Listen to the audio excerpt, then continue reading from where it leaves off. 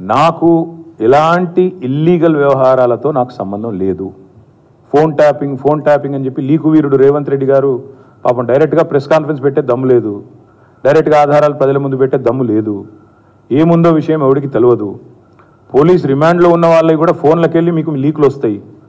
ఈయన లీకు వీరుడు.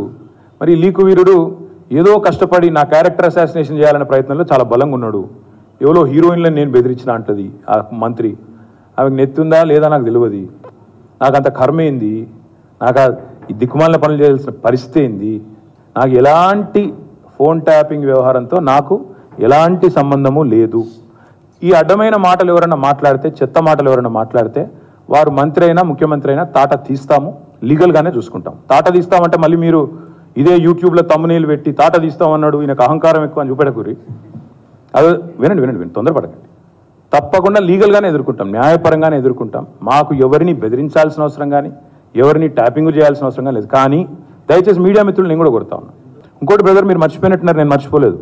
నాకే ఐఫోన్ వాళ్ళు, యాపిల్ వాళ్ళు మెసేజ్ పంపినారు, నీ ఫోన్ సర్వేలెన్స్లో ఉంది అంటే. నేను దాని స్క్రీన్ షాట్ కూడా మీరు చూసుకోండి కావాలంటే, ట్విట్టర్లో అప్పుడే పెట్టినా.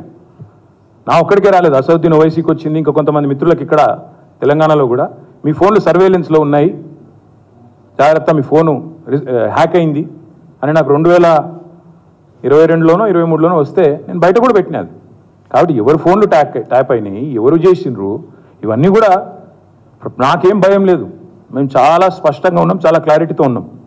కాబట్టి దయచేసి నేను మిమ్మల్ని కోరేది ఏంటంటే, ఈ యూట్యూబ్లలో పెట్టి పనికిమాలలోకి లీకులు ఇచ్చి అధికారికంగా ప్రెస్ కాన్ఫరెన్స్లు పెట్టకుండా రిమాండ్ రిపోర్ట్లు అని చెప్పి లీకులు చేసి ఎన్ని రోజులు బతుకుతారండి, ఎన్ని రోజులు టైం పాస్ చేస్తారు?